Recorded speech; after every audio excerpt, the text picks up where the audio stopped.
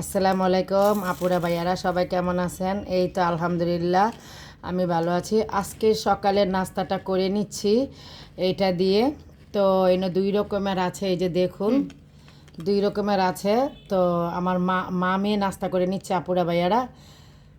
চাটা পরে খাবো, গরম করতে দিয়েছি। এটা বেশি মজা, খাও।